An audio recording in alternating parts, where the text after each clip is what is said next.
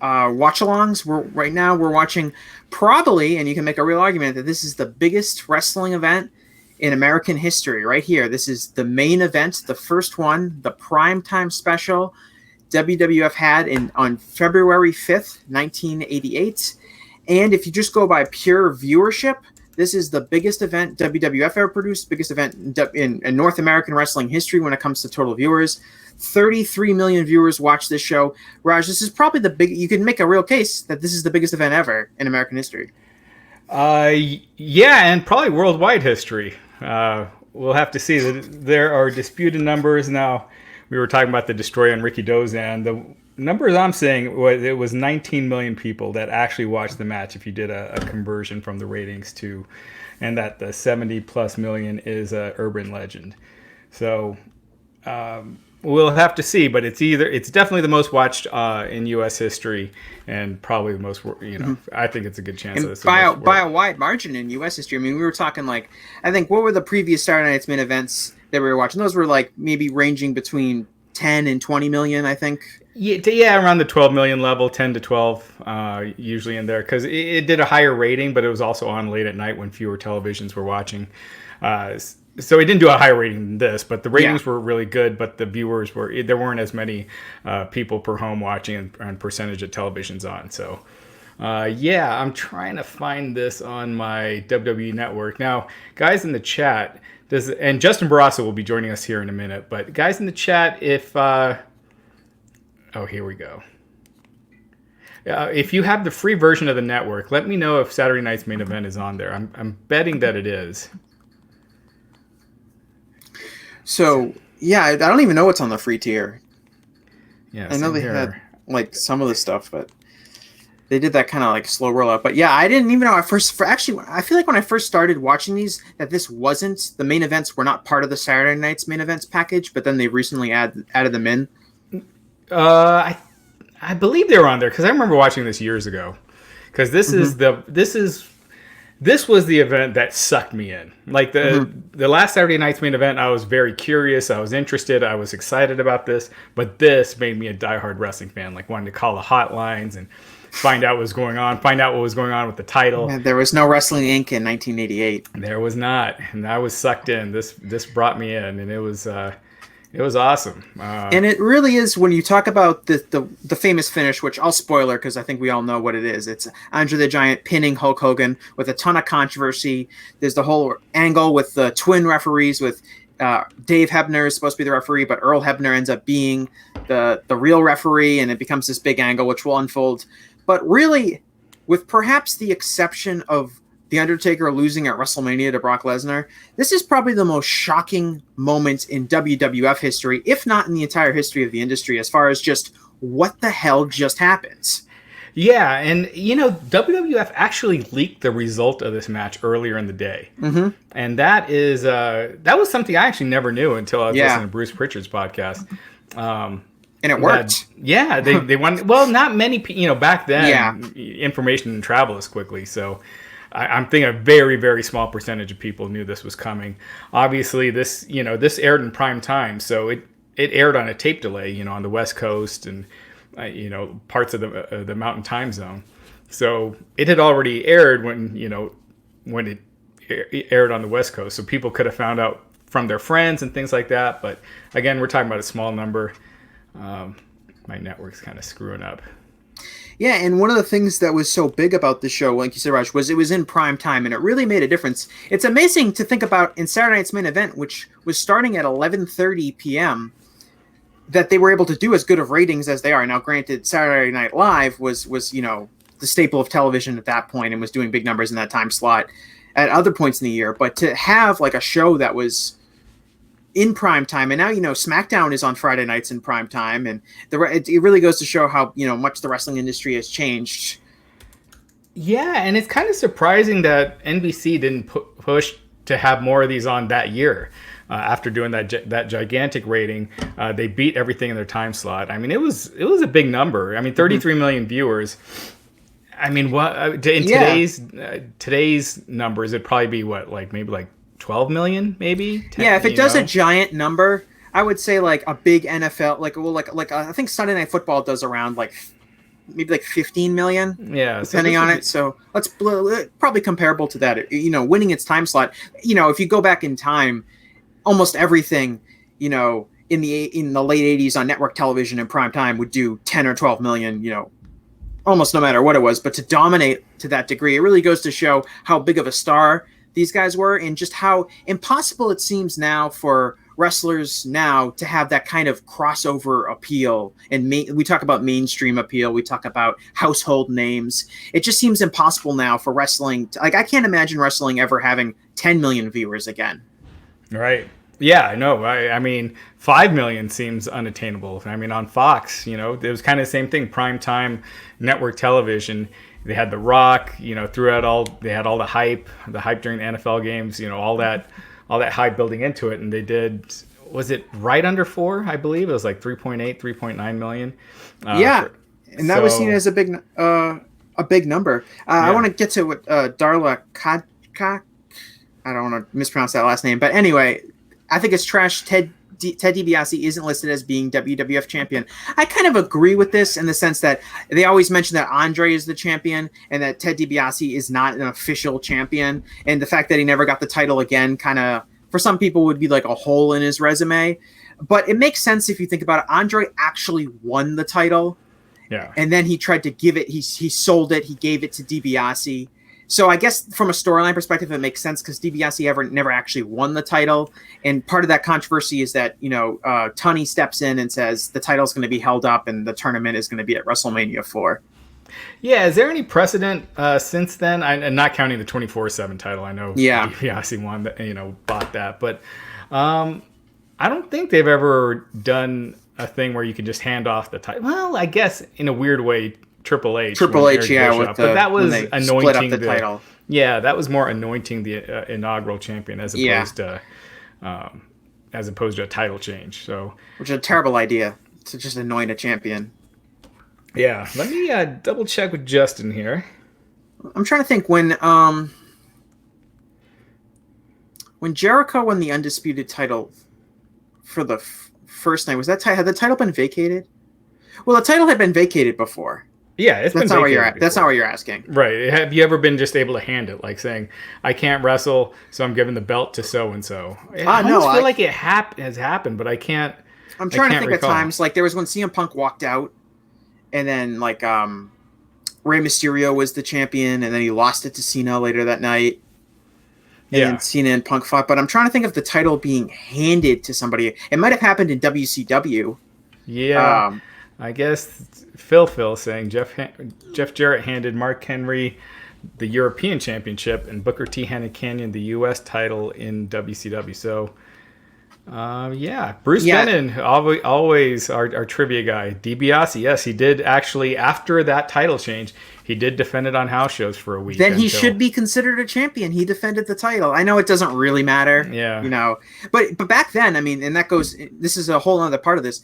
The world title meant so much. It's almost incomprehensible compared to today how much you would value the world championship. And at the time, Hulk Hogan had been the champion for so long, and the WWF had grown so much since when Hogan first won the title and added so many new fans, especially young fans like yourself at the time, Raj. It was almost inconceivable that Hogan could lose the title. The Hogan was the title. They were together. Yeah. Hey, what's going on, Justin? Guys, I apologize.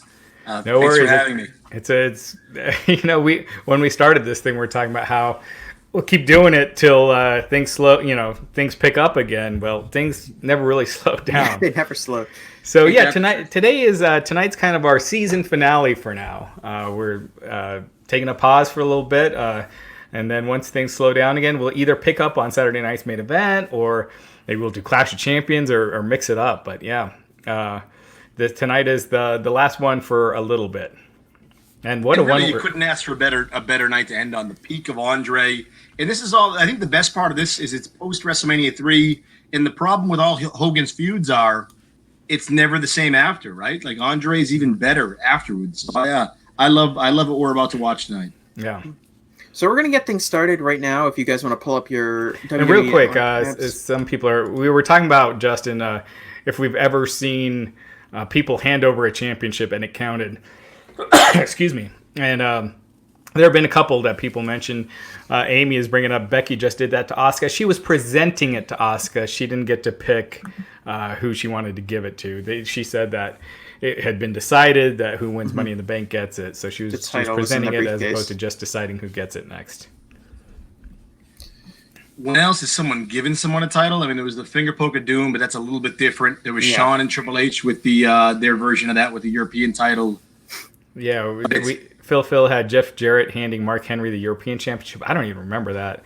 And Booker T handing Canyon the U.S. title. We're talking late era WCW and late era WWF, and those mid-card titles bounced around a lot. Yeah. Yeah. So Justin, I was saying this was the main event that got me sucked in and turned me into a wrestling fan. And sometimes I look back that if that Hulk Hogan versus Andre the Giant Saturday night's main event was just a regular match and you didn't have Andre attacking him, and then this didn't happen, I'm sure I would have become a wrestling fan at some point, but who knows? Like, those angles changed my life in a weird way. In DiBiase, it was frustrating that he didn't pin Andre, but he was the $1 million man. He bought it. Like, that was the great part of it. He couldn't buy off Hogan, but he could buy off Andre. So yeah, it's a great story. Yeah. I love the Andre Colossal Connection program, but this is really Andre's last singles hurrah. Yeah. And we were talking about it before. Andre really got the best of Hogan in this feud when you think about it, because this was their last singles match on TV outside of WrestleMania 4, which was a double DQ. So this was the final one with the finish, and Andre getting the win. Yeah, I think someone mentioned last week that on regular television, Andre got the better of Hogan at pretty much every turn. If you wanted to see Hogan actually get his revenge on Andre, you had to pay.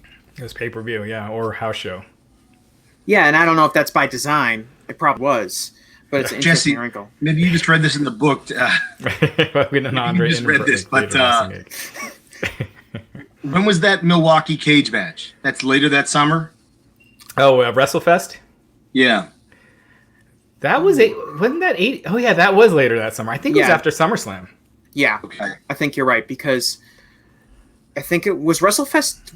I want to say WrestleFest was designed to compete against like the popular AWA shows, which I think were in September, maybe.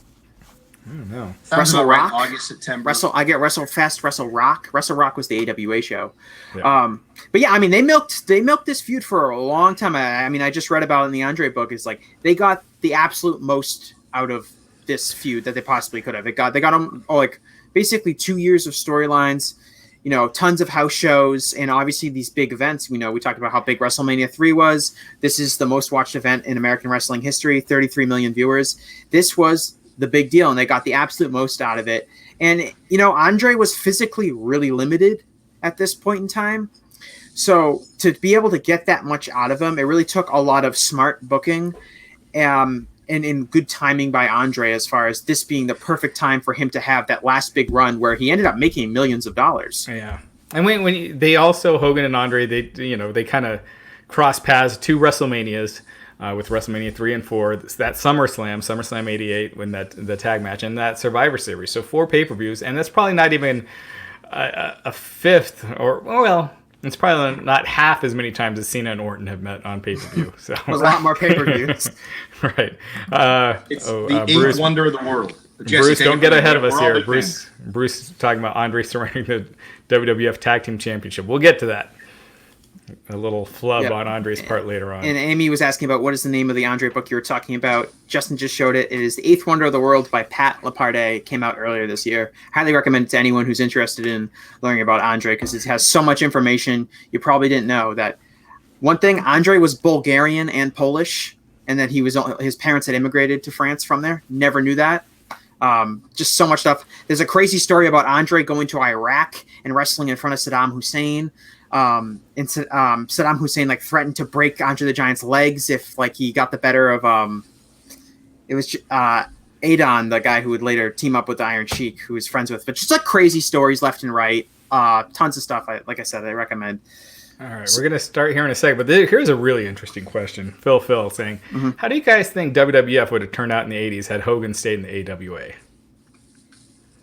That's one of those, like, if Hall and Nash stayed with WCW, with WWF in 1996, how different would wrestling be? It's because the NWO wouldn't happen. Steve Austin wouldn't have gotten that big push. Austin 316 would have never been a thing. So in regards to the Hogan and the AWA, I actually wrote all this week about Vern Gagne and Vince McMahon and the many similarities they share. And the fact of the matter is that if Hogan had stayed in the AWA would have lasted longer. Hogan was a really successful draw. If in some world they could have worked out the differences between Vern Gagne and Hogan and all of the stuff that was happening in AWA, I think the AWA would have lasted longer. But in the end, Vince was just the better promoter. He was more enterprising. He had better ideas. Vern at that point was past his peak creatively. He wasn't able to connect with fans. He wasn't able to make new fans. He was relying on older stars. I just don't think it would have worked out that way if he had even if he had been able to kept Hogan. That was a sinking ship regardless. Probably. And I go one step further. It's the movie, right? If he's not in Rocky, then what? Is Vince Vincent K. Vince Jr. as interested? I don't know. If you think the WWF was on the path where they win the war, but they win the land for the landscape. But who's the Hogan guy without Hulk? I mean, Mr. Wonderful. I don't know. Yeah, I was just about to say in '85, who else was there? Snuka. As the top babyface. I mean, if you didn't have Hogan, that was such a pivotal year. Yes, he would have probably gotten Hogan later, but for that pivotal year, who would they have went with? And yeah, I think what I think happens is Vince's conquest starts later. It doesn't start it starts in 86 or 87 because, I mean, a lot of things happened in wrestling. If anyone wants to read Tim Hornbaker's Death of the Territories, that talks about kind of what happened to wrestling that allowed the WWF to kind of dominate to its degree. But a lot of different stuff happens, and it wasn't just Hogan went to the WWF and the WWF got super hot because of Hogan and they rolled over everyone else. Vince was really smart about how he promoted his product. He was really smart of how he leveraged television. He was really smart on how he leveraged cable television. Vince and Hogan have a symbiotic relationship. Hogan doesn't become as big if he doesn't have Vince. Vince doesn't become as successful if he doesn't have Hogan. But I think at the end of the day, Vince had the ideas and was the enterprising promoter enough to end up eventually accomplishing his vision, of taking over the wrestling world, which he totally did. Yeah. All right. Should we get started? The roles reverse too. We start with Hogan not being a good enough wrestler for Vern Gagne, and that was kind of the end of him. And Vince wanted to make it, show. And then you go to Daniel Bryan, who was too good of a wrestler by like WrestleMania 30, 31, not 30, but 31, when Vince just wanted to go in a different direction.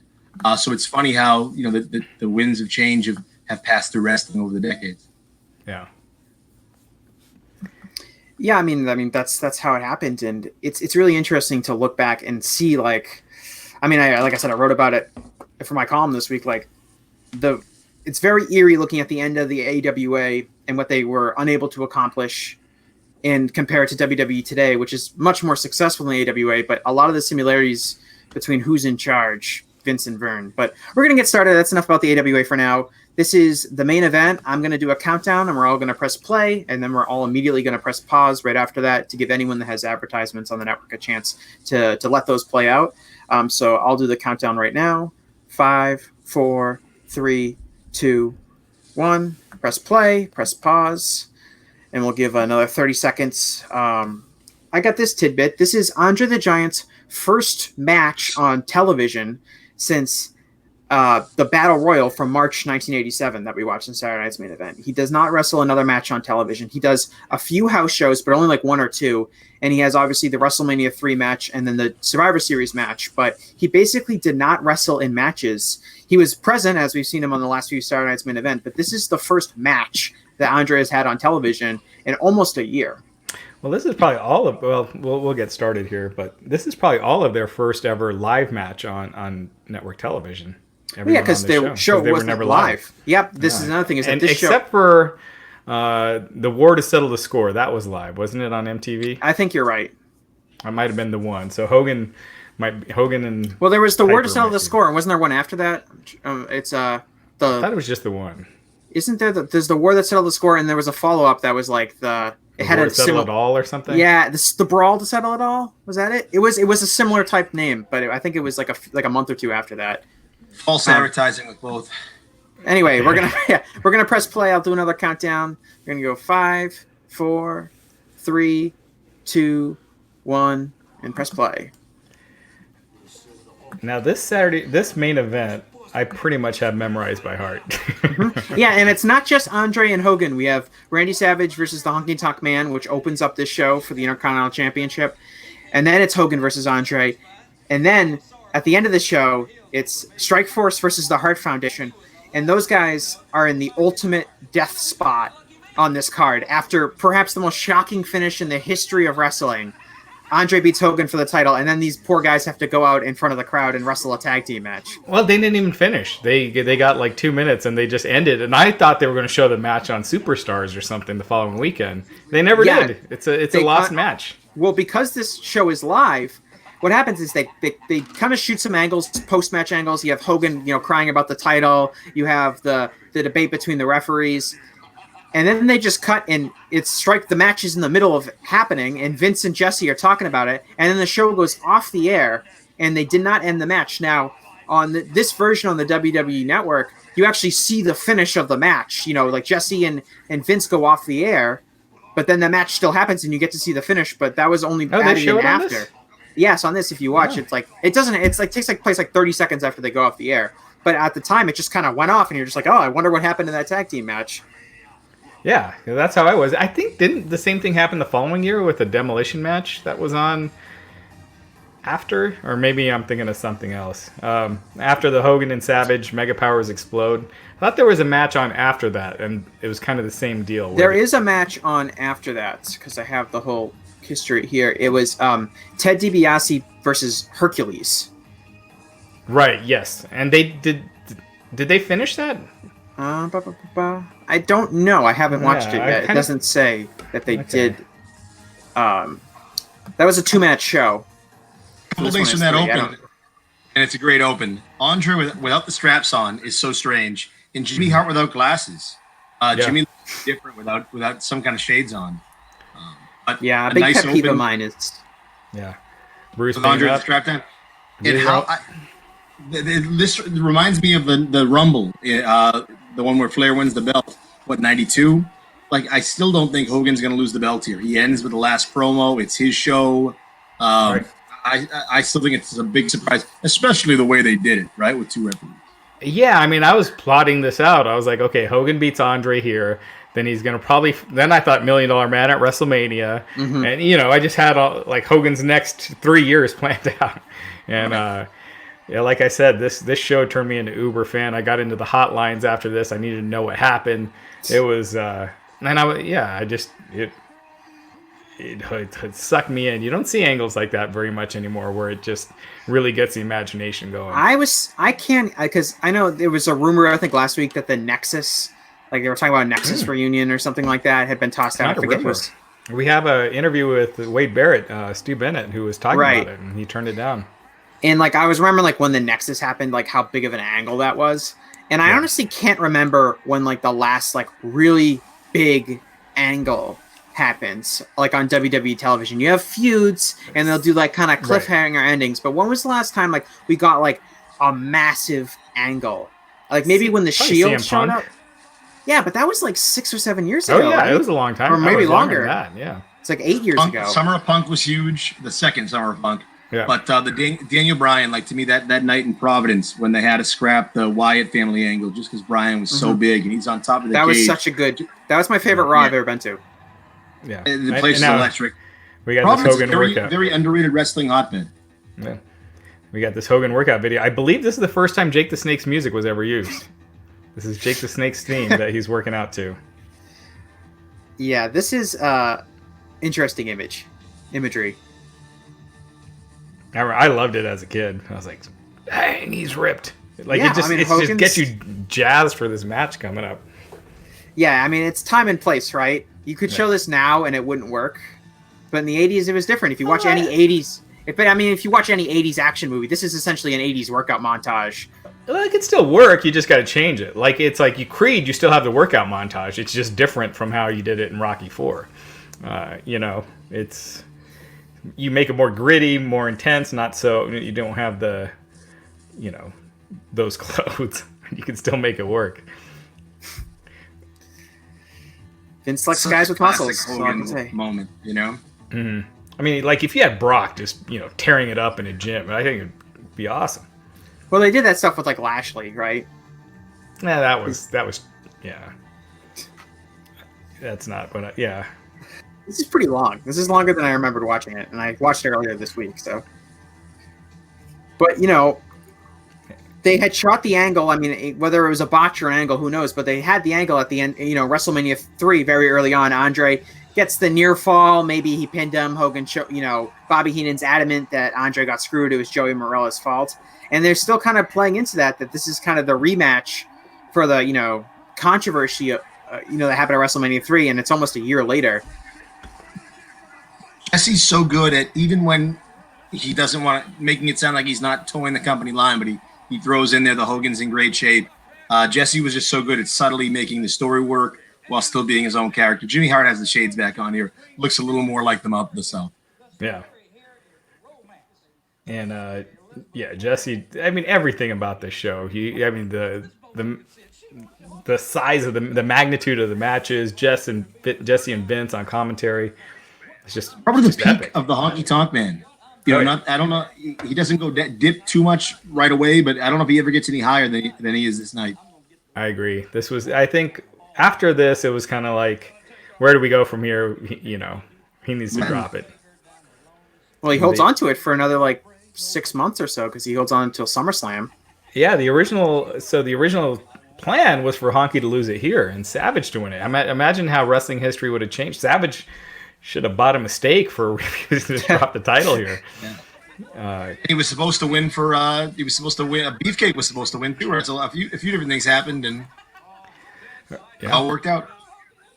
Brutus was supposed to be perfect the next year, right? Was Brutus supposed to win that SummerSlam match though?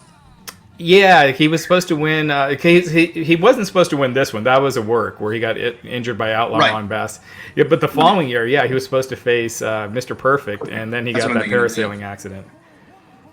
That's right. That was because he beats Perfect in Toronto, right, at the Sky Dome. Yeah, he beat him at the WrestleMania. Yeah. Which it was weird because he beat him because Hogan had beaten him a bunch of times, but they counted that as the end of the perfect streak. The undefeated strike. Honky. So we're gonna see Honky Tonk. So this is Peggy Sue. Who is Peggy Sue? You guys probably know that's that. Sherry Martel, right? Sherry Martel. It is. Who, when I saw this, felt immediately bad for her because she clearly has some self-esteem issues because she's obsessed with the Honky Tonk Man and she's the Honky Tonk Man's girlfriend. And this entire angle is the Honky Tonk Man is trying to court Elizabeth. Well, I don't think he's trying to court her. I think he's... I don't know. Yeah, exactly. I think Peggy Sue was the only one, at least in my mind, was the only one with the Honky Tonk Man. Yeah, that was true love. Good dancing by Sherry, too. Well, Sherry Martel, who's someone who I think over time people have come to appreciate her role. But as a performer, she was great. Especially, this from her peak from the late 80s and early 90s. She was a really, really special performer and actually a pretty decent worker. Yeah. Oh, yeah. She big bumps. She was ahead of her time. Nobody else. There wasn't really, what Elizabeth was on the babyface side of the card, Sherry was as a villain. Yeah. She was so good. Well, Elizabeth, this isn't a knock on Elizabeth, and she's really good in her role, obviously, and she's a big reason Savage got over the way he did. But she didn't have to have the versatility, I guess, that Sherry had to do with like you said, she took bumps, she did all sorts of this stuff that was really ahead of her time. I guess. Well, even if she could, you wouldn't want to do that with Elizabeth. No, Elizabeth's character. Elizabeth did the more it worked. Exactly. Yeah. For her character, you don't want her taking bumps or getting mad or anything like that. She it worked perfect. And the one time when she finally does, when she attacked Sherry Martel at WrestleMania 6, the people just went ape. And the only times that I can remember Elizabeth getting someone laying a hand on her was Honky Tonk did it, which we saw a couple of weeks ago, and Jake Roberts did it. Jake, I think, throws her down, I think. Yeah. No, didn't he punch her? I thought he taught. Either way, it was Honky pushed physicality. her. I thought Jake punched her. Like Did he? or slapped her or punched her because Well, that was the one. Akeem knocks her down. Well, Akeem, that was an accident. I know. That's part of the angle. That wasn't. I mean, Yeah. it was supposed to happen, but in storyline, it was an accident. Judgment bringing up the robe that the Macho Man's wearing. Those robes were. This era Macho Man is my favorite of all time. Heenan family noting that the Saturday Night's main event production was amazing, made it feel like a big deal. I still like it to this day. You don't have all these lasers and lights and everything. But I'm a fan it of feels the more like a smaller- sport. It doesn't feel like a fan of video game. Yeah, I'm a fan of the smaller, like I know the stage can be cool. I like the smaller stage, and I don't know. I feel like it makes it feel like it's more of a boxing match or something like that. Like he's coming down the aisle, Right. the fans are right there. It's The not like hands this are there. giant royal production. I agree. I think it's overproduced right now. And having seen this, Just you a know, little bit. especially when this first started, the crowd is so electric. To me, this feels like such a bigger deal than WrestleMania 4. We talked last week about like the atmosphere at WrestleMania 4 is pretty weak. Especially You mean in terms of considering how hot- atmosphere? Yeah, like as far as Yeah. like this is a massive Yeah. event. Yeah, And the even though, crowd's you know- going crazy. It The looks. glass was just, it wasn't the right. It was so sterile. You know. See, like now they got the lights on the LEDs and the lights on the apron. It's just too much. It makes it look like a video game Yeah. as opposed to a sport. This looks like how if UFC had ropes, that's what it would look like today, more Yeah. or less. You know. There's a And I charm in prefer- like its simplicity. Yeah, some corrections here. Jake slapped Liz, didn't punch her. So Judgment, Michael Allen, Jason PS3, all pointing that out. I'll say this about the UFC. I love their presentation. Like it's so. I like how they dark. You know, everything's dark around the cage. Maybe wrestling could add a little bit of smoke to that, but I feel like that's the model. I'm surprised they haven't tried that for a pay-per-view. You know, making it more ring centric. But I don't know. Maybe we'll see. What we I get like next. it like this, where you could tell there's people in the stands. Oh, I meant in terms Yeah, I of mean- the empty arena era. Oh yeah, for sure. Yeah, when you have, I mean, I thought they should have done that with Edge, Randy Orton, especially if they're adding the piped-in crowd noise. Make it so you could tell there's people in the front, but darken it so you could barely see them, and then I think that piped-in crowd noise would work a little better. That match Yeah, succeeded despite everything around it. Like WWE tried so hard to make that match a failure, which is crazy, right? Those are your stars. You built the show around them, and I thought the tagline was ridiculous. Greatest wrestling match ever. It sold the show to me. Like that's all people were talking about. And then they have a great match, despite the fact that the production team tried their hardest to complicate things. Absolutely, I think that that despite that tagline, everyone was ready to crap all over it because of that tagline, and after it was over, no one did. It wasn't like, that was not even close to the greatest match. It's like maybe it wasn't, but it was really entertaining and it was damn good. And I feel like it reached a level where of like respect. It was really good. But it reached a level of respectability where it's like, okay, no one's really gonna say that was the greatest match ever, but no one also wants to hear you bash it for being like not a good match. Right. I was pretty How afraid of about it Randy as soon Orton? as soon as they said, like, we're gonna bring you this match with special visual like camera presentation and audio presentation. I was like, I got no hopes for this because I feel like this is gonna have like a million camera cuts per second and it's gonna be bad. But I got over the crowd noise. I think the mistake with the crowd noise was instituting it for that match. So for the first 10 minutes, everyone was just super distracted by it, as opposed to doing it for all the shows. But I mean, it was end up being a good if match. they did it at Full Sail, so it had a different atmosphere, so it's somewhere else. So that way, because when you have it in the same location as the other matches don't have that crowd noise. This looks exactly like the other ones, and they do. You need the crowd noise. I think it would have been bad regardless, but you need it the whole night. Whatever you do, you can't just change it for the last match unless you change location. Right. That'd have been one thing. I want to get into Jimmy Hart, but I think it was brilliant that Orton all week criticized Tommaso Ciampa about the leg slap. And how does he end the match? With the leg slap. So I mean, tip your cap to Randy Orton. Yeah. Real quick, Amy Elliott Vaughn asking, why is Miss Elizabeth not in the Hall of Fame? Is it her family not wanting her in it? Great question. I think it's because they have this quota. They don't want they don't want more than one deceased person every year. Mm-hmm. And there's kind of a long list when you think about it of people that should be in the Hall of Fame that have passed away. Obviously Bulldog. There's a lot. Bam Bam Bigelow. Yeah, they have a quota, but they also have Elizabeth should definitely be in there though. They also have one woman a year, and I would, without naming names, I think there are women that have been inducted that have had much less of an impact than Miss Elizabeth did. Yeah, for sure. But I also think they want that woman to be alive. You know what I mean? Like they still separate from the. So it'd be Elizabeth and another woman, I would think. But yeah, I mean, it would be fun to hear if she got inducted by. Obviously, they'd probably use current talent. It could be fun to hear someone who was impacted by Elizabeth as a kid. I mean, that would be interesting. I don't know who it would be, but I'm sure someone there has an appreciation for what she did all those years ago. Also fun, Sherry Martel ringside, but Jimmy Hart, actually one of the people who helped bring Randy Savage to the World Wrestling Federation from Memphis. Yeah. So fun to see these two work together. You don't often see them together from this point forward, but Jimmy and Randy worked well together. Yeah. Judgment saying WWE needs a physical Hall of Fame where you can have a collection of Macho Man's robes. That'd be awesome. WWF, they don't treat Macho Man the same as a lot of the other legends. You got just look at the Ultimate Warrior. They don't treat Macho Man like the Ultimate Warrior, even though Macho Man was a far bigger star than the Warrior, had far more of an impact. Much more longevity. Yeah, it still is remembered to this day. And so is Warrior, too, don't get me wrong. Yeah, but Warrior deserves to be in the Hall of Fame. As far as, wrestlers that, people who don't watch or know anything about wrestling, as far as people who they know, I would say it probably goes Andre Hogan and Macho Man or The Rock.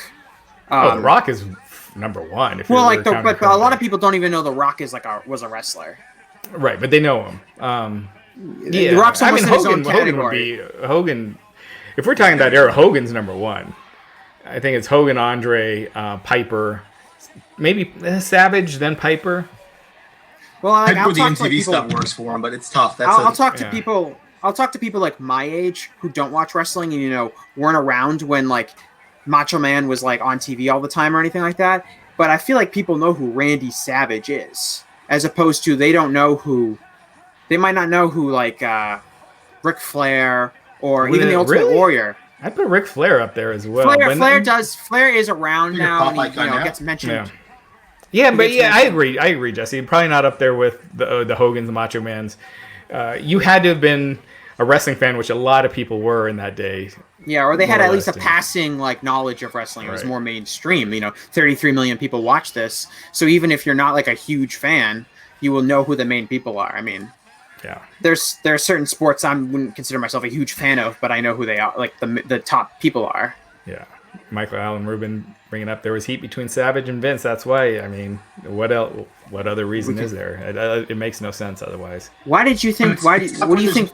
What do you think the heat was?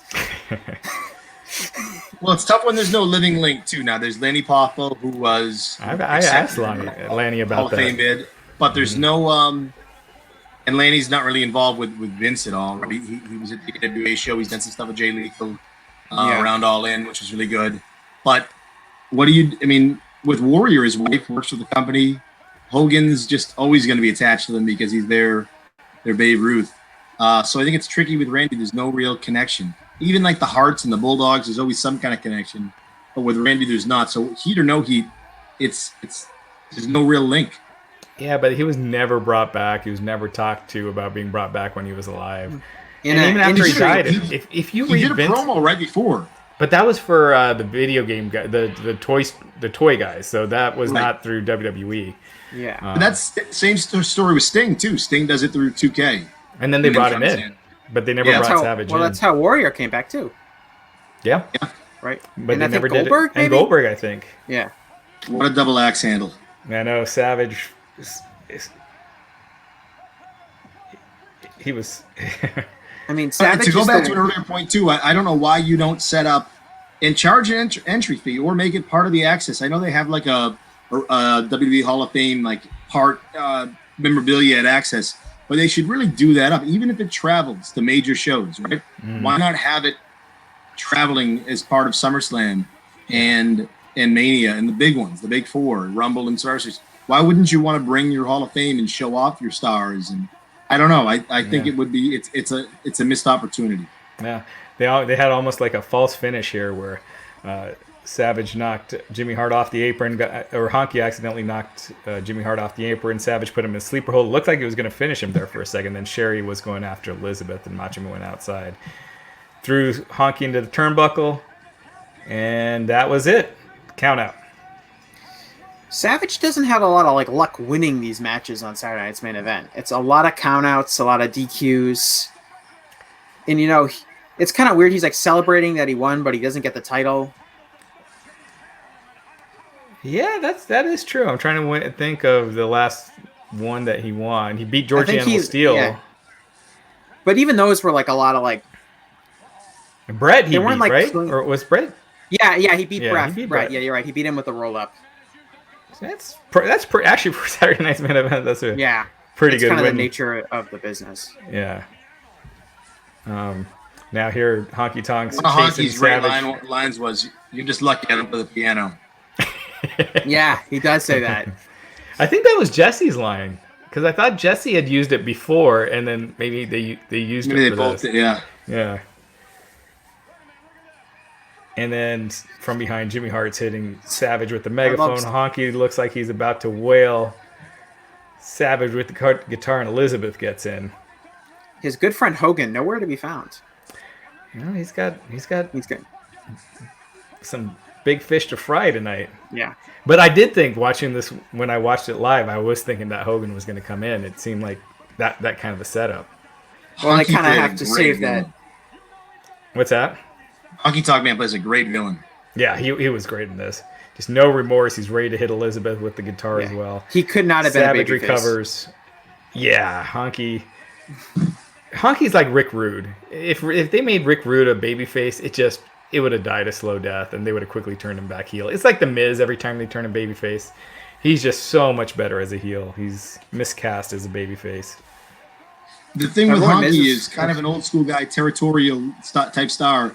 It only lasts for so long. Like, he gets the most out of that run, then what do you do? Once he loses the Intercontinental title, and he had to lose it, right? I mean, but Honky was good in his role, but he just wasn't that versatile of a performer. He was all gimmick, and that has a shorter shelf life than someone like Randy Savage, who can do a lot of different things. But that shows you if you make your titles mean something, because he would main event, house shows because people of the title. Wanted to see him lose the title. Yeah.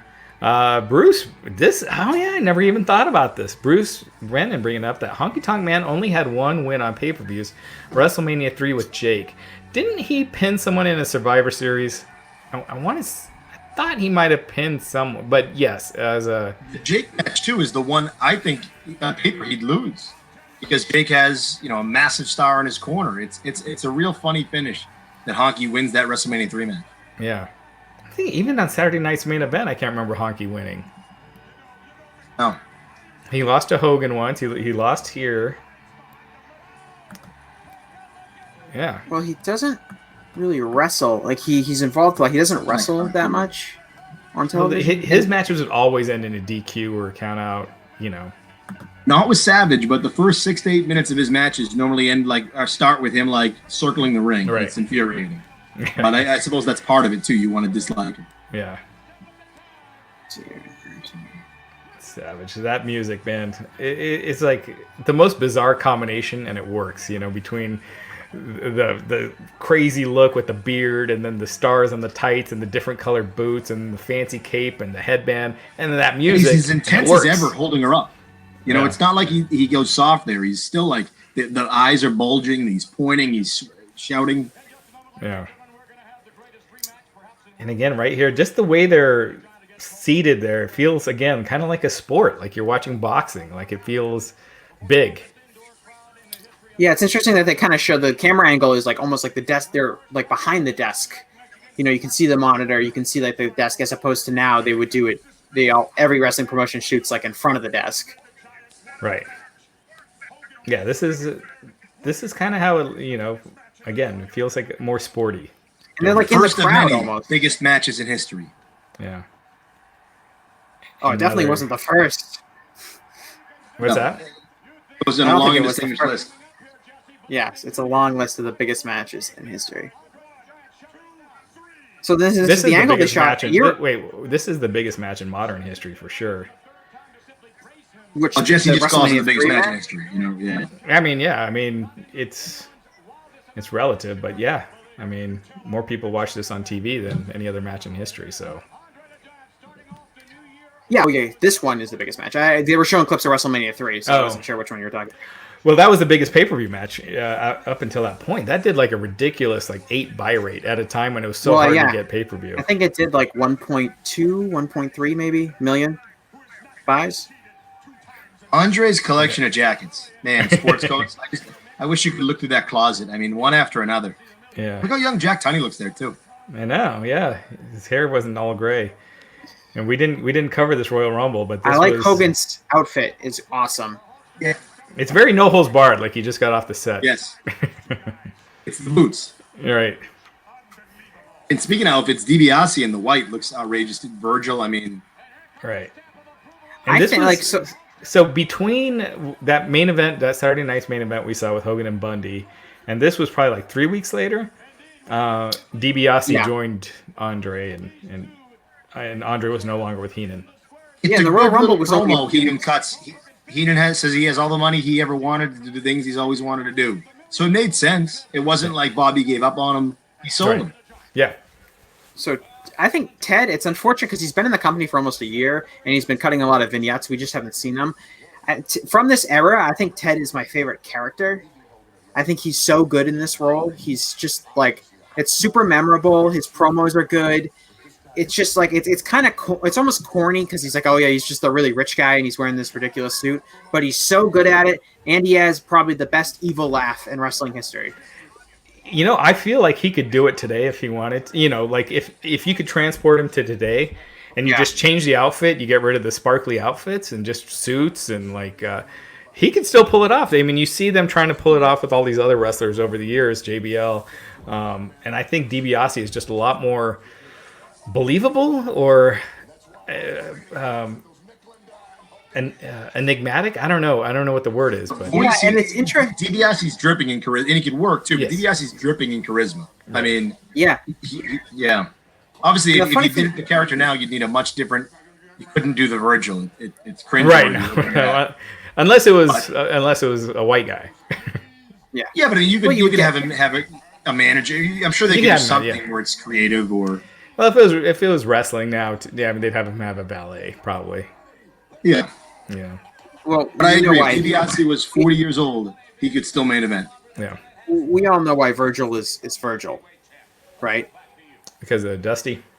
As a Dusty, and also the belief at the time, which is partially true, is that Dusty's charisma and his riffs were often taken from riffs of whether it's black wrestlers or charismatic black preachers of that time period, and it was kind of a rib on Dusty, which is we'll get this guy named Virgil, and he'll actually be black. And then, of course, when Virgil, I think his finest moment, though, there's a few of them, but that tag match at the Rumble against the Rhodes, against Dusty and Dustin, when they slowly turn Virgil face, and then that SummerSlam moment when Virgil beats DiBiase, it's a great moment. Well, when he actually turned face. So when he turned face, that was after the Rhodes match, right? I think I think it was. So I think he not. DiBiase was berating him. That was at the Royal Rumble. I don't think he turns till WrestleMania though. Am I wrong? I thought at WrestleMania he had Roddy Piper in his corner and on crutches. Yeah, so he turned before that. So that would have been, I think, the Royal Rumble. Yeah. He doesn't win the belt till I feel like it. I know the Rumble there was an altercation, but I know it's SummerSlam MSG is when he beats him. Yeah. Again, hearing the fake just makes this match just even that much more bigger.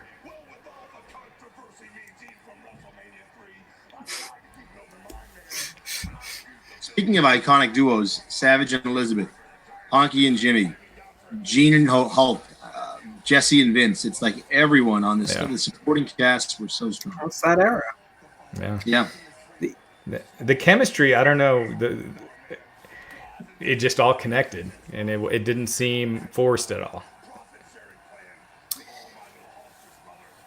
Yeah, I mean, everything about the industry was different. The way these guys came up, they had been on TV, basically, every territory had TV for the most part. So they got used to being on television and doing the TV tapings, and they got used to doing the interviews. And they just got used to working with so many different people traveling around that it just becomes a more cohesive unit than as opposed to starting in WWE and, kind of, being taught all these things in the Performance Center, but not having the same kind of experience. It's just different how talent, was experienced by the time they got to WWE. Somebody commented that it was 91, Yeah. but I remember he's in purple tights. Maybe I'm right about that, but I thought it was longer, but they fought at Mania and they didn't close it out till. I mean, that feud lasted a year. Right, but, Mania was a DQ, right? Yeah, it wasn't clean. And then at SummerSlam, I think so. At SummerSlam, the big thing with SummerSlam was the open turnbuckle, the exposed turnbuckle, and he hit DiBiase with it and he pinned him. Let's take a look here. So it was WrestleMania 7. And WrestleMania 7 is one of those I didn't watch again after it was over, except for the Savage Warrior thing I watched probably 100 times. Yeah, he beat DiBiase by count out. I feel like it's a good Rockers Haku Barbarian match too. Am I wrong? Does that open the show? Let's see. The Rockers had LOD versus Power and Glory. I don't even remember that. Earthquake versus that match Greg is Valentine. quick. Actually, one of Hawk's best promos before that match, Power and Glory. When we're done with you, you'll be sour and gory. What a rush. That's it. And they beat him in like 7 seconds. Right. Yeah, you're right. Rockers beat Barbarian and Haku. And Texas Tornado beat Dino Brockman. I don't remember hardly any of these matches. Now, once I read them, I kind of remember them. The Mountie versus Tito Santana. Tornado, he beats Dino there. I love the Tornado. He's in that 6-man at SummerSlam. It's an awesome match. Yeah. It's Davey Boy, Tornado, and Steamboat on one side against the powers of Power and Glory and Warlord. And then I think Tornado doesn't make it to. No, does he make it to the Survivor Series? I think he's on the card. He's at Survivor Series 91. He is? Are we talking about Survivor Series 91? Yeah, he's definitely at Survivor Series 91. I can picture the promo he cuts on Mr. Perfect saying that black cloud is going to No, that was 90. That was 90. Was that 90? Yeah. Oh, okay. Then that was SummerSlam, right? SummerSlam, he was going to... SummerSlam's a 10-day... Perfect had 10 days to prepare. He couldn't do it. Great story. And then that Survivor Series that year was Von Erich, Warrior, and the Legion of Doom. The next year, he was definitely on the card. I just don't know if he actually... I don't think he was part of the match. I think he was in the Duggan team. Maybe he got replaced by Slaughter. I don't think the Tornado made it to the Survivor Series. The last match in 1992 is in July. Okay. So he leaves the company in July. Which makes sense. He's in the magazine for the match, I remember, but the magazine was printed ahead of time. Right. Yeah. Here we go. Bruce bringing up, by the end of 88, when the Mega Powers were splitting, Macho was getting more cheers than Hogan. By SummerSlam 89, is clearly Warrior over Hogan. That is true. I mean, you could almost argue that you could have kept Savage a babyface for another year, because he was... I mean, it wasn't like he was fizzling out or anything. Yeah, it's interesting to see, I think we talked about this, Hogan's title run, which ends tonight. That's really his peak as, this version of Hulk Hogan, the red and yellow classic Hulk Hogan. After that, he's still super popular, but he's not the magnificent draw that he was a few years prior. When he comes back and he beats, especially after, he gets the title back after from Slaughter, after Warrior drops it. It's not the same. It's not the same, but he's still a huge. I mean, his. He's really. So what happened? His pay-per-view match with Savage was the most purchased up until that point because so many more homes had pay-per-view. His house show matches with Boss Man did big business. So, and then obviously 10 years later, it's a whole new. Once again, biggest drawing card in the industry for a while. And that's a great moment with DiBiase and Virgil. Yeah. And they're just following, they created a blueprint, they follow it. Hogan has a best friend. It started before Mr. Wonderful. He turns on him. They fight. Hogan prevails. So I understand why they turned Savage. And I think he got best case scenario out of that ridiculous Macho King idea on paper. Savage makes it work. Mm-hmm. I think they went about as far with it as they could. And the Savage turn back after the retirement match is one of the greatest. Again, another great classic program. All right. If you wanted to reinstate him, Raj, did you call that line? It was a 900 line. Yeah, I did not. I did not. No, I didn't. We weren't allowed to. Because I knew it didn't matter. Right. I remember people with picket signs, reinstate the Macho Man. Yeah, but I think those were all plants. Oh, for sure. Those are really memorable skits. So what happens in this match is basically Hogan's matches had a formula. He'd come out and he'd come out really hot. You know, he'd come out to the big pop, and then he'd usually take it to the heel for a little bit and like kind of clean them out. So when you're watching this, like he's doing everything he would normally do that would usually have a bigger guy like falling all over, but he can't move Andre. And that's the story of this match, is that Andre is a completely different opponent than anyone else. Yeah, and I mean, WrestleMania 3, I mean, Hogan started off strong for like 30 seconds, and then Andre killed him for like. Well, he tries to slam Andre, and he collapses. And then it was Andre, but yeah, here Hogan with the advantage early on, steps on DiBiase's hand, and money flies. It's like, what were they doing with the money in the corner?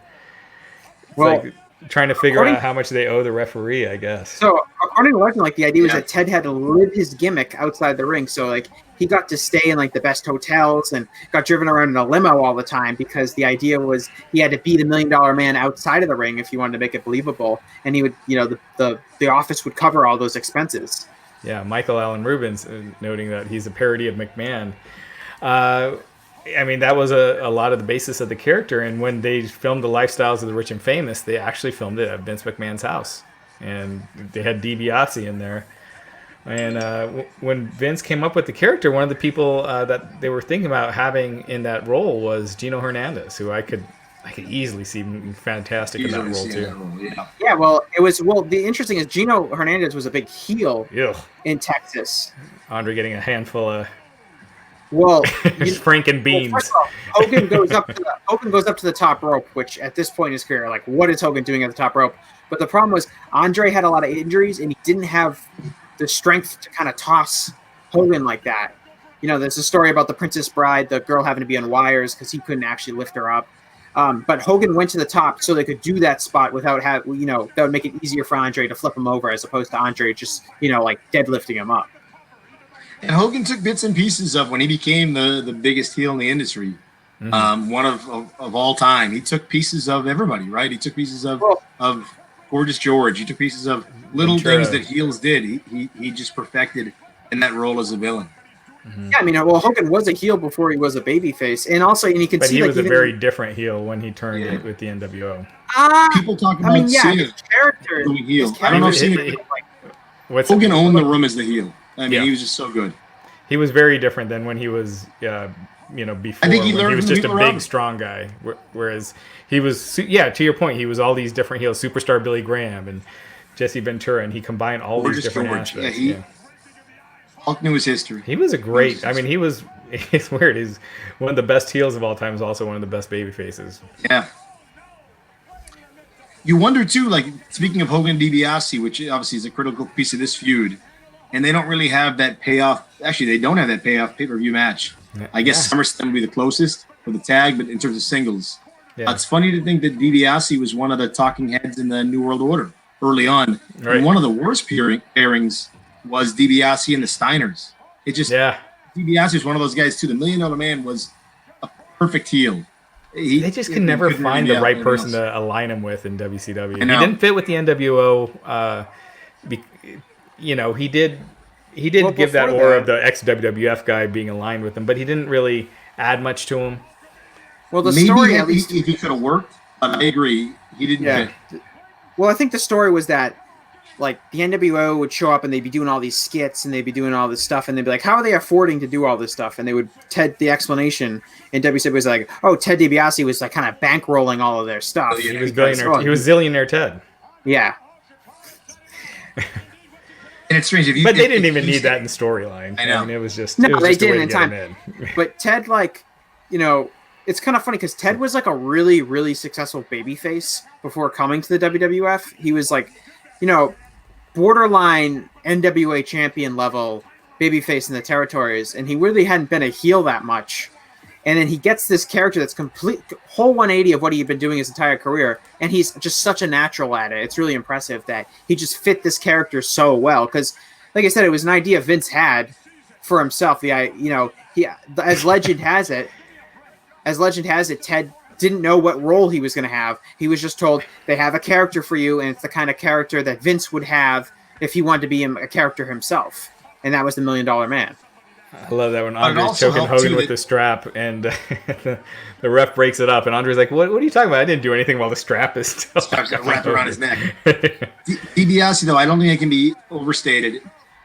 If it's the Honky Tonk Man playing this role, it doesn't work. Like DiBiase was brilliant in the ring, and he could back up what that made it to me. That should make DiBiase. The character's awesome, but he could go too. Yeah. Well, you could have given DiBiase a long run with the Intercontinental title. After this thing with Hogan ran its course, and I think it would have kept that title relevant, and it did stay relevant. And actually, the way they went with perfect with and Warrior, beyond, Rude, yeah. And DiBiase, it's more for us. DiBiase, the $1 Million belt at the time it's hard to put it into words how cool that belt was, but when you saw the $1 Million belt, it was a huge deal. Yeah. I know we say now it's too bad Ted didn't have a run, and it would have been interesting had he won the belt at Mania, but Hogan going for the leg drop, Virgil grabbing the leg, and then the ref is distracted with Virgil. Hogan drops the leg and covers him, and this is where I'm like, what? Are they going to have Hogan lose? Because that would have been, So you thought at that point that Hogan was like maybe going to lose because of that spot? Yeah, because of that spot. Up until that point, I thought Hogan was winning for sure. Yeah. And now Andre coming from behind. This is a very, in my opinion, it's an iconic finish. I always remember this. The headbutts, and then turns it around into that weird suplex. Yeah, so he wouldn't have to take a back. Him. So he wouldn't have to take a back bump. And here you go. And then it's a 1, 2, 3. And so I didn't know as a fan at this point that the shoulder up meant that was the same as kick out. So I thought this was legit. And so because I does never it work they without never Jesse celebrating everything. Everything's just so good. Yeah, it wasn't until I think Vince said the shoulder was clearly up, and that's when it became clear. But yeah, this was just the shock in that arena. No music. Right. It's very, kind of like Brock versus Undertaker, but different. Well, you can see the crowd just standing, and they're just like, "Wait, what?" Yeah. It's hard. Like, it's hard for me to think that there's anything in wrestling that could get this kind of reaction now. Like, what Taker and Brock did. Taker and Brock. Yeah, but you make wins and losses matter. Thing. It that can was the happen. last thing to me. That Like, was the I can't last imagine. Like, what is something they could do now that would be like anywhere close to this? Like, they've done stuff that's shocking, but it wasn't like a match result. It wasn't like they do stuff shocking, and it's like usually shocking because like you just wouldn't expect something like that to happen because it's such like a crazy idea, as opposed to this is a very calculated angle. Yeah, and Hogan's selling it so well too. Yeah, and Judgment saying, "I was like, whoa!" When I saw this live, I was glued to the TV. Same here. And they announced Andre as the champion. It's just in Hogan's pre-match interview. The belt changes mid-show, right? Or the belt changes. There's still another match that they didn't finish, but on the live No, the title itself, Raj. In the Hogan Mean Gene interview earlier, isn't he wearing the older belt, or is he wearing this one? Yeah, that's right. Yes, he was. And now we have Andre. He says, "I surrender the WWF Tag Team Championship to Ted DiBiase." A little flub by Andre there, but Ted DiBiase now with the belt.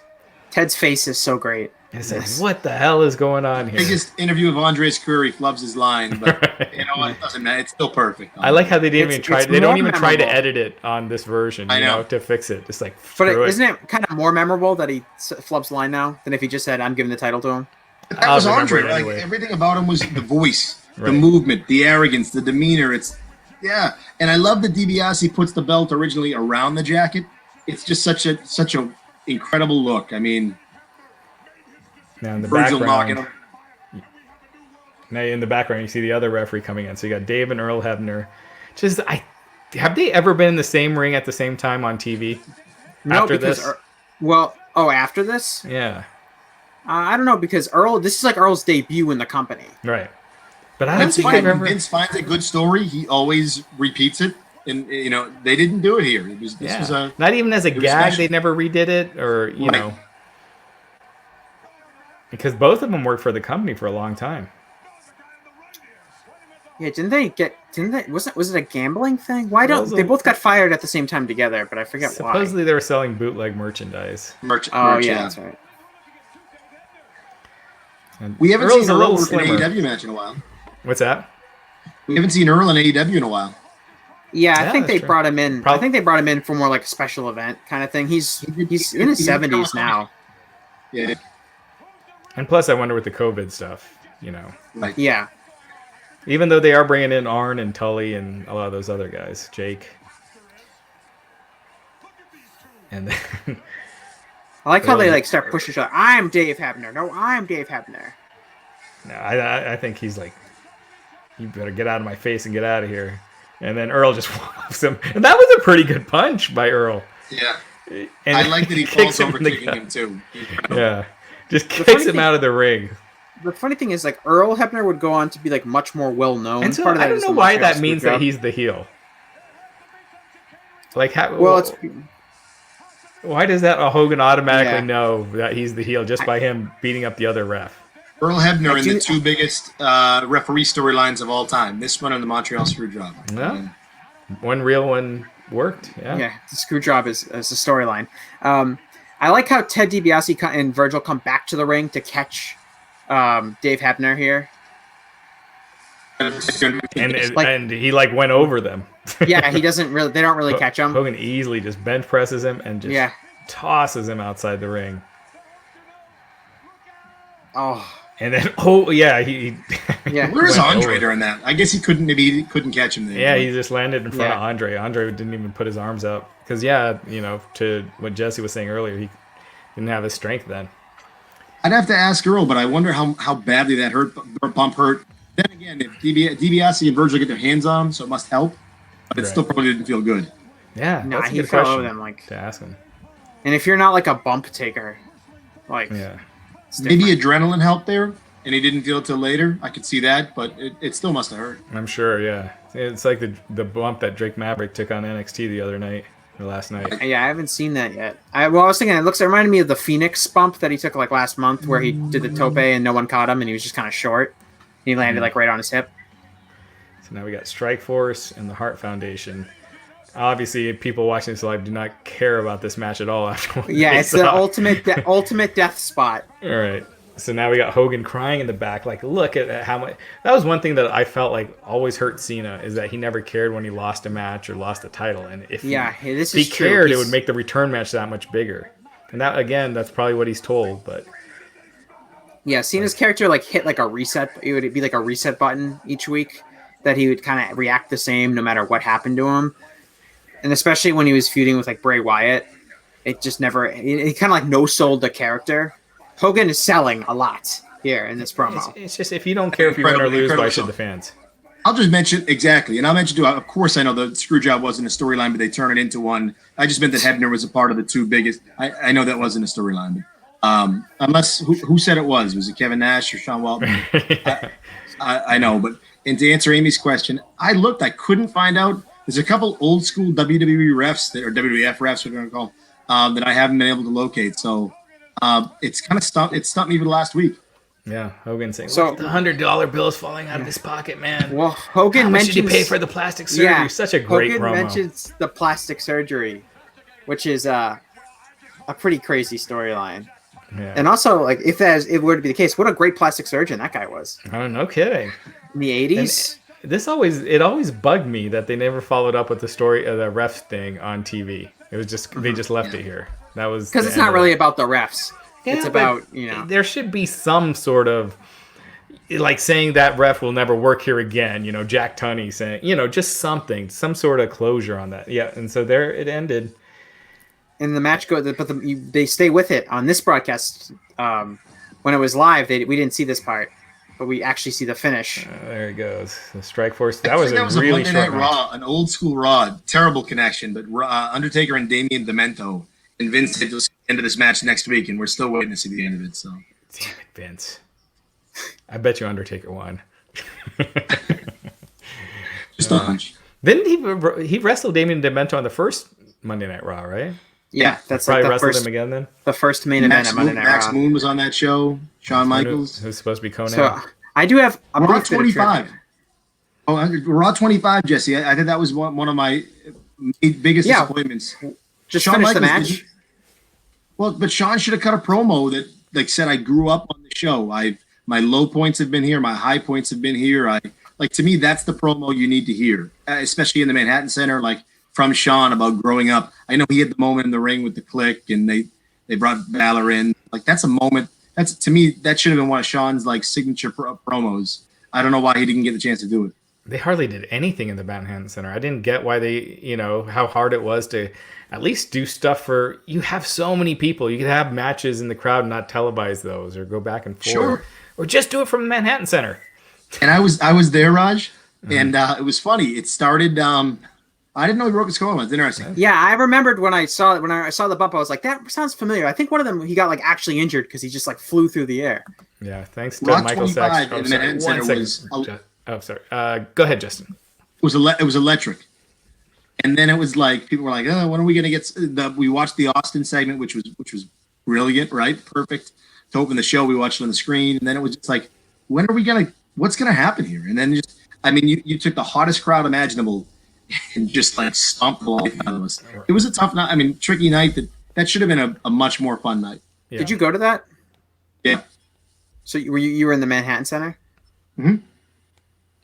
Yeah, I don't know. Like, And it's still cool. so like one of the things with these Raws that I've heard it. The theory is like they work so hard to bring back like every single person they can think of, and then they have to write them all into the show. So there's always like that one backstage segment with like 20 random people, when they should maybe just like do like 3 people, and then you could give them meaningful segments as opposed to like we gotta get Undertaker, we gotta get Austin, we gotta get Shawn Michaels, we gotta get Triple H, we gotta get the entire Clique, we gotta get John Cena. They gotta get all these people into the show as opposed to like they have enough of these Raw reunions, old school Raws, anniversary Raws, all this stuff to kind of like it'd be almost be like less is more. Yeah, I mean, and they kind of did that with the Fox premiere, right? Originally, there was going to be a ton of people, and by the end, it was just The Rock, and that was more effective that way. Yeah. Michael Sachs Jr. just asking, how is everyone doing? Great show, guys. Thank you, Michael. Appreciate it. And I always want to say this, and then at the end, we plug upcoming stories, and then I never want to speak over Jesse when he says goodbye, but like the people who've watched, and it's been a lot of the same faces, but some new ones too. Like to me, the internet's the Wild West. The fact that people want to come on and watch these shows, and we're talking over it anyways. But it's so much fun, and I hope we do our best to include the chat and recommendations I got. Somebody asked me earlier that promo with Bobby Heenan. Like it's just fun stuff that I can watch after too. So to me, one of the most fun parts has been kind of interacting not only with Raj and Jesse, but also with you guys. So thank you very much for it. It's been so much fun. Absolutely. Even some of the things I don't know, looking up refs, and it's been good to. It's just been a fun process these past couple of weeks. I have really enjoyed it, and I, hopefully we'll be able to do it again soon. We'll see when things slow down. If things slow down, hopefully in the winter, or maybe even before. I have some trivia for us. Oh, if you want to try. Right. So I have 2 questions. One I think you guys will get. The other one will be more challenging. But so there were 5 of these main events. They did one a year, basically around the same time each year. Friday night primetime specials. This is the big one, obviously, and they got kind of progressively not as successful. Less. Yeah. So what was the main event of the second one? Oh, that. Twin Towers? If you're counting last match, it was the. I'm counting like what's the DiBiase. most significant match? Hogan and Savage versus Twin Towers. Yeah. Okay, right. So what was the main event of the final one? I think I know this. I think so too. That was the one on Fox, right? It's nice that we're ending the way we start too, with Sid Justice and red tights. Jesse, if that's what you're thinking, it's brilliant. It's perfect. Is that the? Am I wrong? I think that's 4th. No, It's not the final. Oh, you're right. It was it's Bret Hart. It's Bret Hart, and Shawn, right? Yeah. That's not the one I have. I have the main event 5 from 1991, Macon, Georgia. The 2 most significant matches, I'll take either one example, is there's Hulk Hogan and Tugboat defeat Earthquake and Dino Bravo. Yeah, right. And then Jim Duggan defeats Sergeant Slaughter by DQ. Slaughter was the champion at that time, one of his few title defense, probably his only televised title defense. What about that Hogan Sid Flair Taker match? That was Jake. Yeah, that was the next year. Savage. Are you sure that was the main event? Yeah. Yeah, that was the one where Sid turned on Hogan, left him in the tag match. Mm-hmm. So, and I believe that's the end of Savage. That's the end of Savage and is that the night that Taker Savage and Jake? Yeah. Yeah. So that would have been WrestleMania 8, and then the one you mentioned. Yeah, so that would have been the last one because the WrestleMania 7 would have been the year before. I barely remember the main event before WrestleMania 7, the one you mentioned. So yeah, there was one more. So because the one you mentioned, Jesse, that would be main event 3. The one I have this as main event or 4. 5. Yeah, it should be 4. I think they got it wrong because main event 3. Hogan and Andre is 1. The Mega Powers and Twin Towers is 2. Yeah. Hogan versus Savage is 3. Yeah. With James Buster Douglas. So that was it was supposed to be WrestleMania 6. WrestleMania 7 that would have been Hogan and the one you mentioned with Sergeant Slaughter. And then 5 would have been the main event 4. The main event 4 is from October 1990. And it is the Ultimate Warrior defeats Ted DiBiase by disqualification. And they also had Mr. Perfect versus Big Boss Man and Rick Martel versus Tito Santana. Oh, so they had a random one. Because usually it was on the way to WrestleMania. They had 2 in 1990. Oh, okay.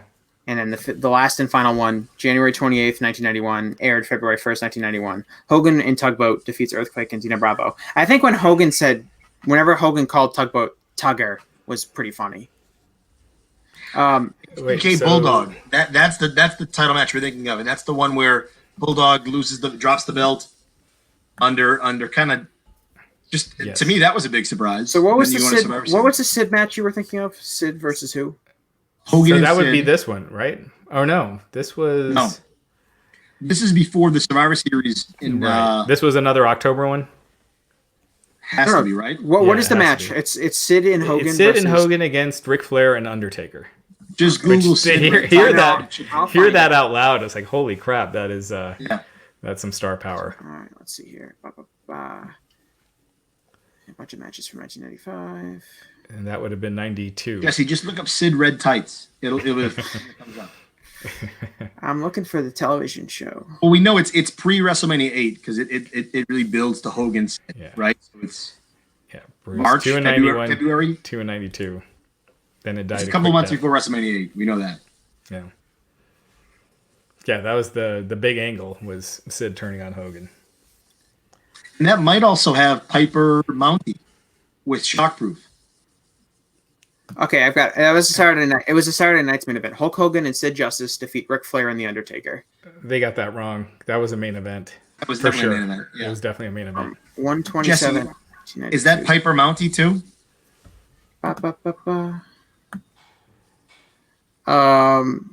Yes. I thought it was funny, so I love that Piper. So Mountie. It does say it's on Fox. And it aired on February 8th, 1992. This season of Dark Side. You know, they did the After Dark show, and I like the guy. I don't know him, but I like the guy who hosted that show. And when he had Jacques Rougeau on, and who were they talking? Maybe they were talking about Dino Bravo, and he asked him after the show. He goes, "I got to get off topic and ask you a question." I thought that was the silliest, dumbest angle. The shockproof jacket that Piper was wearing, and Rougeau goes, "That was my idea," but he was a good sport about it, and I loved it at the time. I mean, I'm sure at 37, I feel differently about it than I felt at 10, but at the time, it was great. Yeah, it definitely worked for its time. Yeah. All right. So what was the last one? The Shawn Bulldog one was the last one? So according to the WWE Network, the last main event, the one they have categories under the main event, is the main event 5. That's the Slaughter and Duggan versus and Hogan and Tugboat versus Earthquake and what's his name? Forgot his name already.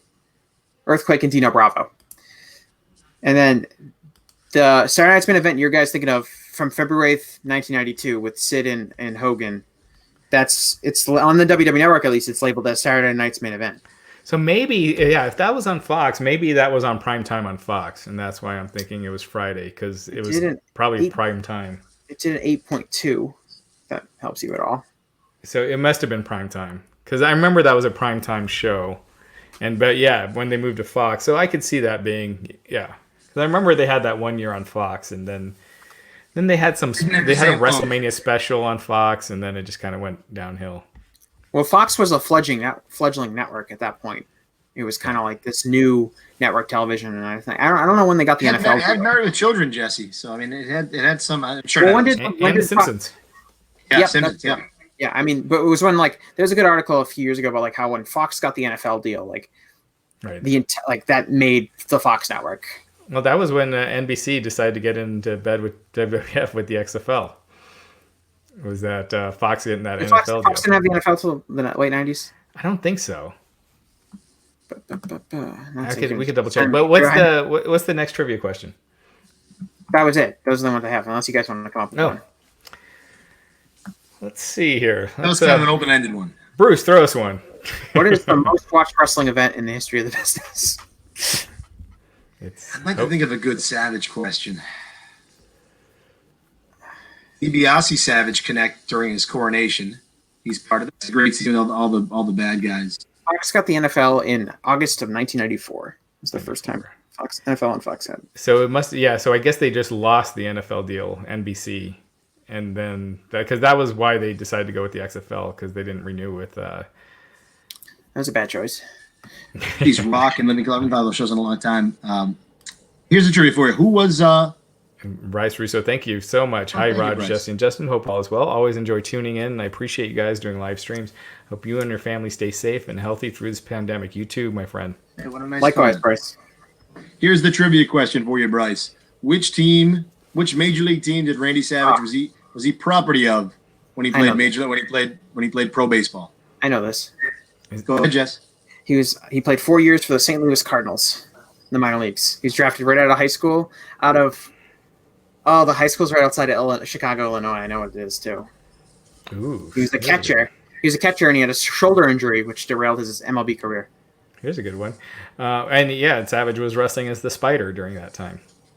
And he would later resume that role in That's right. Spider-Man. Someone's asking what your shirt says. Amy's asking. So thank you for asking, because it's maybe a Mark shirt. I don't know if I can properly wear it.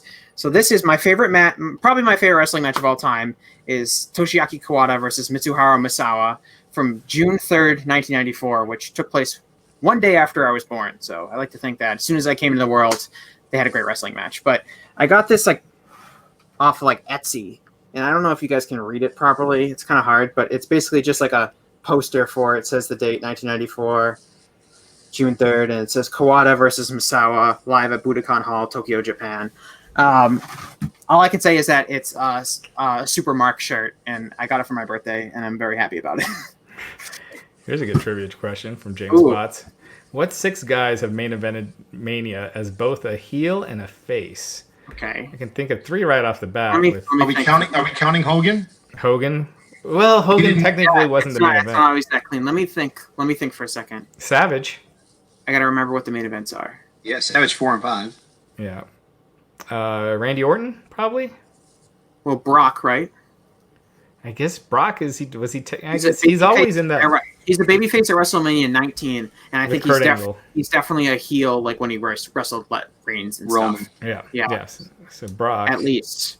Rock would have. Again, if you counted Rock versus Hogan, then. No, well, Rock is a heel in the first one, WrestleMania 15. Yeah, but then I don't think he was in the main event again.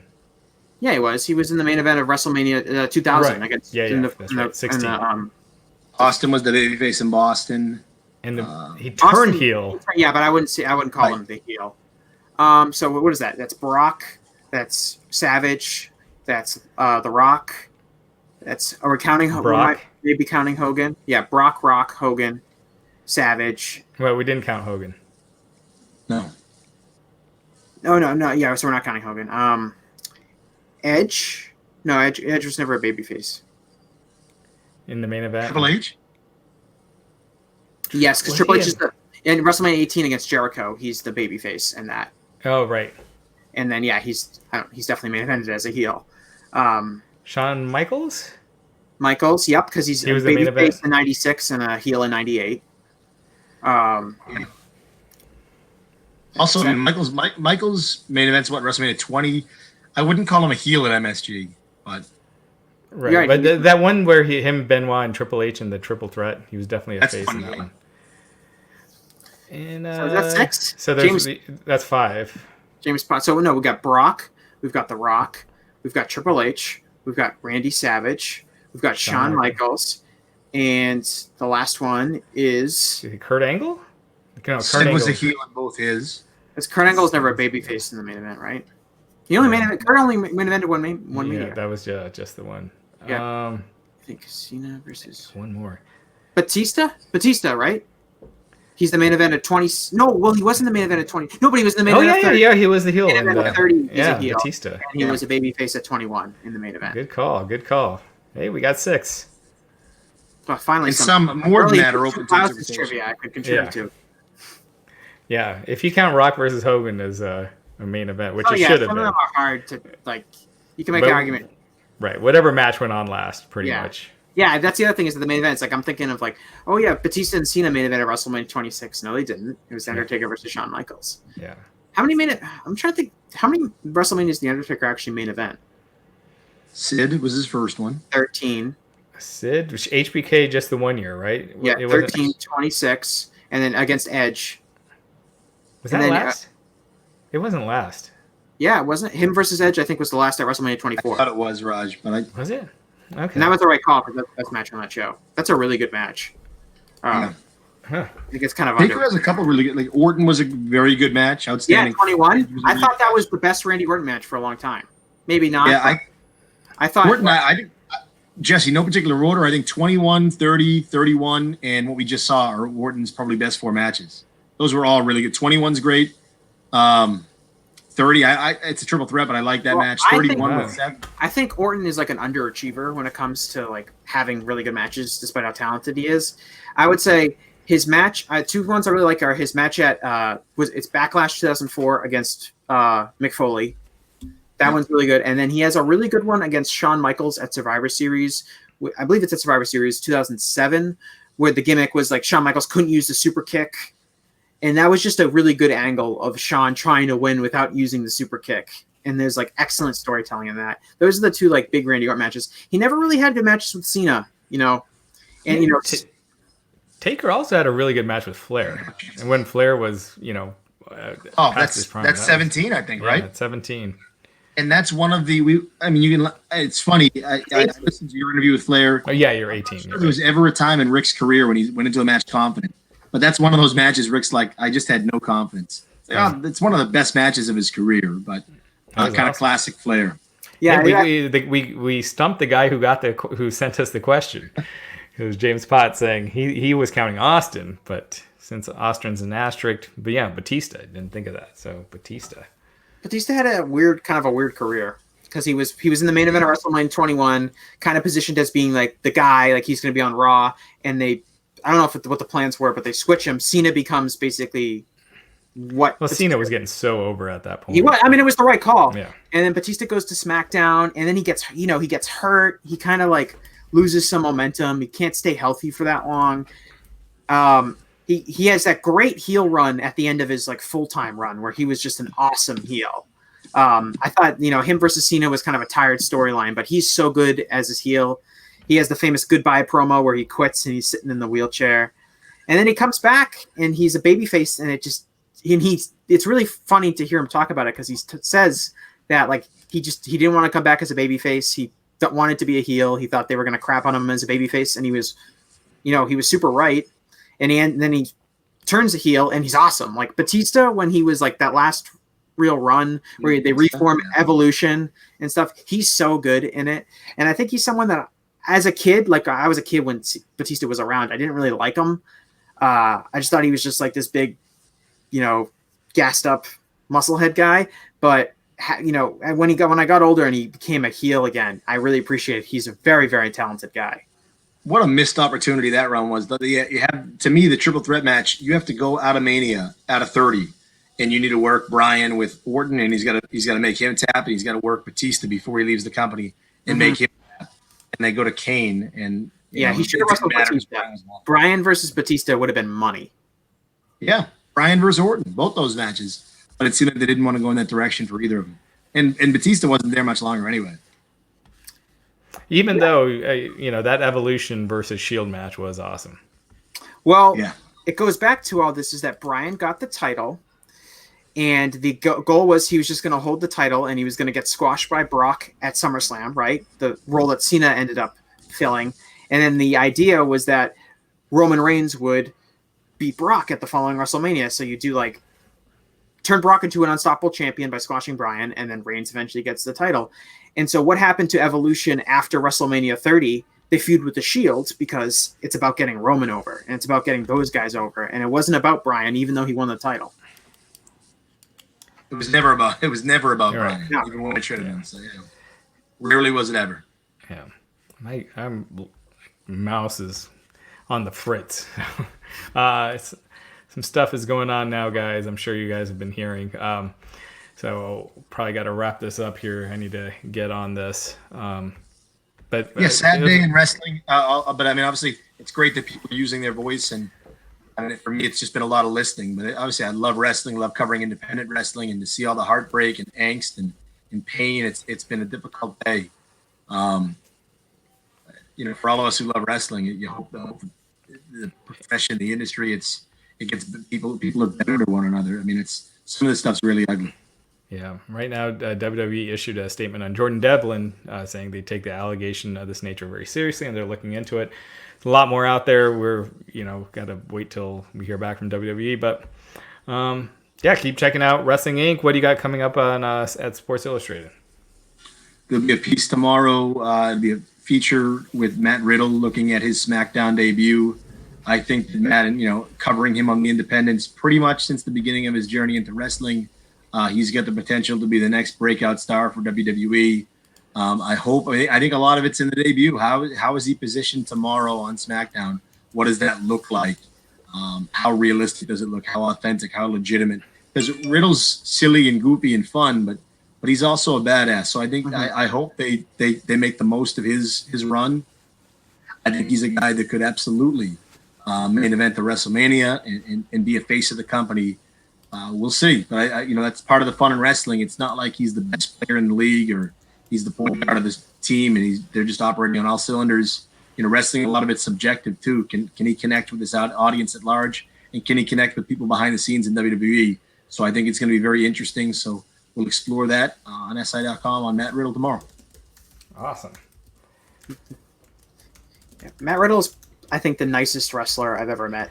And I've had good experiences with most wrestlers I talk to, but Matt, I had a really spontaneous interaction with him. I was just in a parking lot, basically in between two shows, and he was on, and he just came out, and I don't like to bother the guys, so I was just kind of standing around, and he came up to me. He's like, "Oh, hey man, how's it going? Did you like the show?" And then he talked to this 8-year-old girl and told her to follow her dreams, and it was just he's a really genuine person.